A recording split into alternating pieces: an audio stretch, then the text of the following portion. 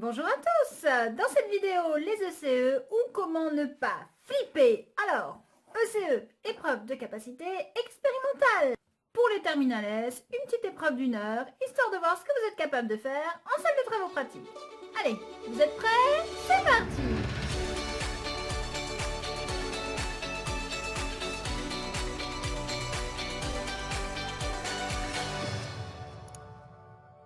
Cette épreuve, elle est organisée par un tirage au sort préalable, c'est-à-dire, oui, on prend des petits papiers, on met par papier le nom d'un élève du bahut, on met ça dans une urne, le tirage au sort est fait par une personne qui n'a aucun rapport avec les profs de SVT. Vous avez un tirage au sort, c'est qui garantit qu'il n'y a pas de tricherie. L'épreuve dure 1 heure. Alors, qu'est-ce qu'il va falloir emmener le jour J? Bien sûr, votre carte d'identité. Là, j'aime bien, je rigole parce que vous avez votre carte d'identité depuis 10 ans, alors je vois vos jolies petites bouilles dessus.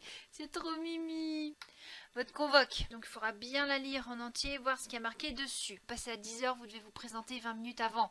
Si on vous dit de vous présenter 20 minutes avant, c'est pas 5 minutes avant, d'accord? C'est parce que certains établissements organisent un double tirage au sort, c'est-à-dire qu'ils tirent au sort l'heure de passage des élèves, et ensuite les élèves viennent, et juste avant de passer l'épreuve, vont tirer au sort le sujet qu'ils vont faire, d'accord? Donc quand on vous dit de vous pointer 20 minutes avant, vous vous pointez 25 minutes avant. C'est clair? En plus de la convoque, il va falloir emmener une montre. Oui, alors je sais, cette antiquité, ce machin que vous connaissez pas parce que vous avez tous des portables avec l'heure dessus.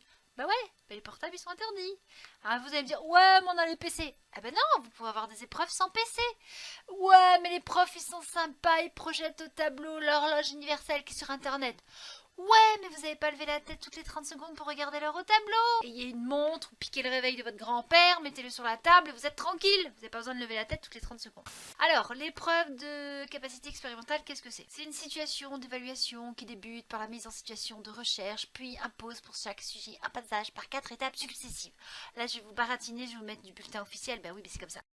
Donc vous avez un texte introductif, des ressources, une proposition de matériel. Alors la proposition de matériel, normalement à partir de cette année, c'est-à-dire 2016, elle n'existe plus. Vous avez le texte introductif qui énonce le sujet. Parfois on le scénarise. D'accord, c'est juste une mise en situation, il n'y a pas à flipper. Pourquoi on fait ça? Bah tout simplement parce qu'après le bac, vous pouvez être amené à bosser. Alors on vous met un petit peu dans le monde du travail, c'est tout. On est gentil. Donc, le texte présente aussi le problème que le candidat doit résoudre et généralement l'hypothèse ou les hypothèses à tester. On cherche donc à savoir si ou à comprendre comment, gna. On cherche à savoir. En général, c'est écrit comme ça. C'est très court pour que vous puissiez rapidement vous approprier la situation problème. Ensuite, vous avez des ressources. Donc, en général, ce sont des documents qui vous permettent de visualiser le sujet d'étude et de vous imaginer ce que vous allez devoir faire, quelles informations donner, etc. pour pouvoir trouver une stratégie. Et vous avez donc parfois le matériel proposé, alors c'est volontairement limité au réel ou à son substitut. Bon, si vous avez une liste de matériel, ce sera souvent du matériel classique d'observation, de mesure, d'expérimentation. Il y aura marqué tout poste informatique, tout matériel de verrerie, de laboratoire. Pourquoi on ne vous met pas du matériel? Parce qu'on ne veut pas vous orienter vers une stratégie donnée. Forcément, vous allez chercher la liste du matériel et vous allez vous dire qu'est-ce que je peux faire avec ça. C'est pas ce qu'on veut faire. Dans l'étape 1, on veut voir si vous êtes capable de réfléchir. Donc l'étape 1, concevoir une stratégie pour résoudre une situation problème. Donc on vous demande de proposer un protocole détaillé. Alors ça va un peu plus loin qu'un protocole. On vous demande d'indiquer une hypothèse, la liste du matériel, les étapes de votre expérience et les résultats attendus. Bref, c'est une démarche complète, une stratégie. L'étape 2, mettre en œuvre le protocole de résolution pour obtenir les résultats. Donc là, vous allez faire, non pas votre protocole que vous avez proposé, mais celui qu'on va vous donner. À l'étape 1, on n'attend pas forcément que vous trouviez le protocole que nous, on va vous donner. On veut voir si vous êtes capable de donner une stratégie réaliste.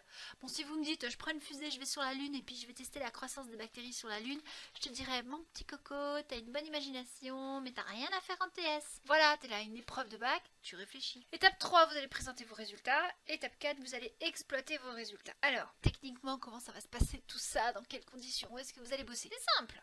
En général, on réquisitionne tous les tâches de sciences. Vous avez un prof pour 4 élèves. Vous allez me dire, ouais, non, mais elle est gonflée, elle nous a fait tout petit par rapport à elle, alors que bien souvent, c'est elle la petite, puis c'est nous les grands. Ouais, mais bon, c'est moi la prof. J'aime bien penser que vous êtes des petits. De toute façon, vous êtes petits. J'ai 39 berges, vous en avez 17 ou 18. Donc vous êtes des petits. Alors, on va avoir un groupe 1 et un groupe 2. C'est maximum un examinateur pour 4 élèves. Et forcément, l'examinateur va évaluer 4 élèves qui font le même sujet. Vous êtes dans une salle de classe. On va vous distribuer la feuille de sujet, la première feuille avec l'étape 1. On vous laisse 10 minutes. Chaque groupe est dans une salle séparée. Ou alors, on peut vous mettre les deux groupes dans la même salle. On va mettre colonne tout à fait à droite le groupe 1, colonne tout à fait à gauche le groupe 2, puis les examinateurs sont à droite et à gauche de la salle. Bref, ça dépend du bahut. Dans tous les cas, au bout de 10 minutes, on vous fait poser vos stylos, puis on va vous interroger à l'oral. Alors, deux possibilités. Soit votre bahut, il a des petites pièces sur les côtés où il peut vous faire circuler facilement.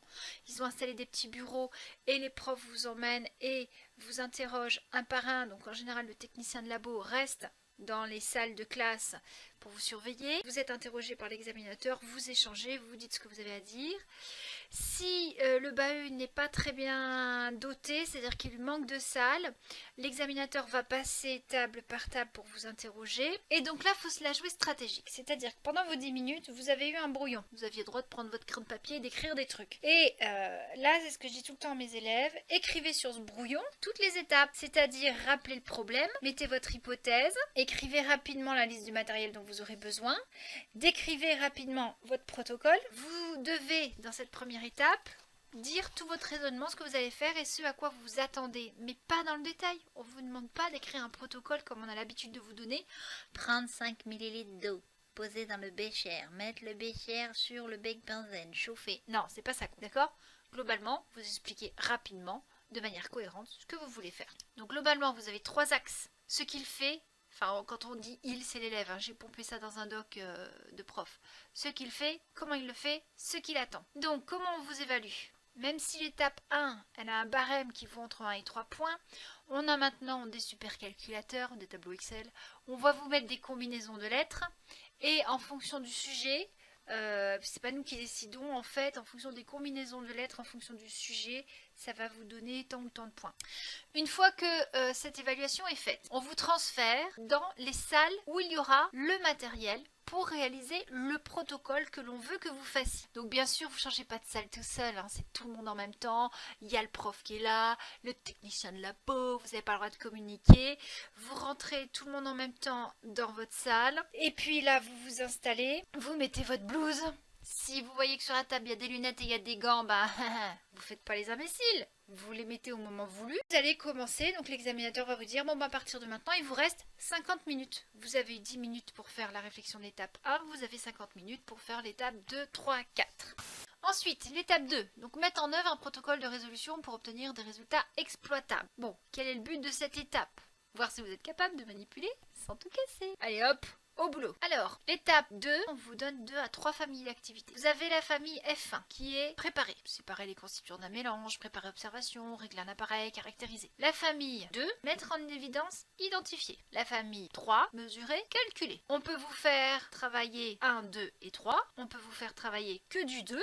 Alors, c'est une grosse manip. Ou que du 3. Et on va avoir aussi la famille F4, visualiser, sauvegarder des données, qui en général est suivie de F5, traiter les données au moyen de ces logiciels, présenter, identifier, construire une présentation graphique, etc. Dans tous les cas, le chemin vous amène à la communication des résultats. Alors comment on vous évalue? Le petit point, c'est vous. Soit le candidat met en œuvre le protocole de manière satisfaisante, obtient des résultats exploitables. Soit vous avez des difficultés à mettre en œuvre le protocole. Un petit blocage, pas grand chose. On va vous apporter une aide mineure, vous débloque. Mais ouais, vous êtes stressé, vous avez peur de vous planter, de faire une connerie, machin. Mais no stress, on est derrière vous, d'accord? Alors vous allez dire, ouais, mais le prof qui nous note, on le connaît pas, c'est celui du bahut d'à côté. Et alors? C'est un prof comme un autre, on va pas vous tuer. On va vous débloquer un petit coup, 2 petits coups, on va rien dire si c'est des aides mineures. Voilà, ça vous permet d'obtenir des résultats exploitables. C'est bien, vous avez atteint le niveau A. Bon, on vous aide beaucoup, beaucoup, beaucoup, beaucoup. Des petites aides à chaque fois. Vous stressez, vous trouvez pas le bouton, vous savez qu'il vous faut appuyer sur tel bouton, mais sur le logiciel vous le trouvez pas. Au passage, vous avez besoin de matériel. C'est pas à nous de vous le donner, c'est à vous de le demander. Ce n'est pas forcément une aide. Bon, par contre, vous savez pas utiliser la pince fine, vous savez pas la tenir entre vos doigts, vous savez pas par où attraper, on vous montre. Ça, c'est une aide. Donc, le candidat met en œuvre le protocole de manière satisfaisante, obtient des résultats exploitables. Vous avez atteint le niveau B. Par contre, si vous avez toujours des difficultés malgré les petites aides qu'on vous donne et qu'on finit par vous faire une aide majeure, ça veut dire quoi? Ça veut dire qu'on fait le geste à la place du candidat. Et bien là, vous êtes dans la case rouge. Donc là, soit vous arrivez à faire des résultats exploitables et là, vous êtes au niveau C, soit vous vous viandez encore, vous n'arrivez pas à obtenir des résultats exploitables et on est obligé de vous donner la solution. Et là, c'est le niveau D. Donc dans tous les cas, on a des documents de secours. Ils sont toujours donnés au candidat qui est évalué au niveau D, parce que sinon le pauvre, il ne peut pas avancer. S'il n'a pas de résultats, comment voulez-vous qu'il fasse l'étape 3, présenter résultats, et comment voulez-vous qu'il réfléchisse à l'étape 4? Donc notre but à nous, c'est pas de vous viander, c'est de vous faire avancer. Donc si vous plantez l'étape 2, que vous n'avez pas de résultats, c'est pas grave, no stress, on vous les donne. Alors bien sûr, vous allez me dire l'étape 2, c'est un max de points. Je suis d'accord. Mais alors, faut gratter les autres points. Je vous rappelle que l'épreuve de CE représente 4 points sur 20 de votre note au bac. On peut aussi donner les résultats de ce cours à des élèves qui ont correctement manipulé, tout bien fait, pas obtenu de résultats exploitables. C'est pas de votre faute. On vous donne le résultat et vous n'êtes pas pénalisé. Vous avez tout bien fait, vous avez votre niveau. Donc pour ceux qui stressent, vous allez sur ce site. Là-dedans, vous avez toutes les fiches techniques des ECE. On arrive à l'étape 3 maintenant. Il va falloir présenter les résultats pour les communiquer. Donc, l'étape 1 et l'étape 2, l'examinateur vous note en direct. L'étape 3 et l'étape 4, c'est quand il a ramassé votre copie et après l'épreuve, il corrige tranquillement. Donc il va falloir adopter une représentation scientifique. Vous ne faites pas de texte. Si vous me rédigez un texte de 15 lignes, il mettra 0, d'accord? C'est pas une représentation scientifique, vous êtes en science. Science, ça veut dire schéma, tableau, dessin, graphique, etc. Dans tous les cas, ça doit être techniquement correct, ça doit être bien renseigné. N'oubliez pas les légendes, le titre, le grossissement, et bien organisé. Il doit avoir un sens donné, une intentionnalité dans votre représentation, de manière à ce qu'on voit où vous vouliez en venir. Ces 3 éléments, une fois de plus, vont être évalués. Soit vous avez 3 aspects et c'est le niveau A, soit vous n'avez traité que 2 aspects, le niveau B, soit un seul aspect, le niveau C, et aucun aspect envisagé, le niveau D. Enfin, l'étape 4, exploiter les résultats obtenus pour répondre aux problèmes. Vous avez ici une mise en relation des connaissances à faire, et vous devez avoir une autocritique, d'accord? Vous devez être capable de voir si vous répondez à votre hypothèse ou pas. Vous avez, dans cette étape, l'obligation de terminer votre recherche. Vous devez donner une réponse au problème initialement posé. S'il n'y a pas de phrase qui répond au problème, vous n'avez pas terminé votre démarche. Vous devez avoir une phrase de fin. On peut donc en conclure. Conclusion. Vous pouvez découper cette étape en 3 temps. Je vois, je sais, je conclus. Vous avez donc les 3 axes. Si vous respectez, c'est le niveau A. Si vous ne respectez pas, c'est le niveau B. S'il n'y en a qu'un seul,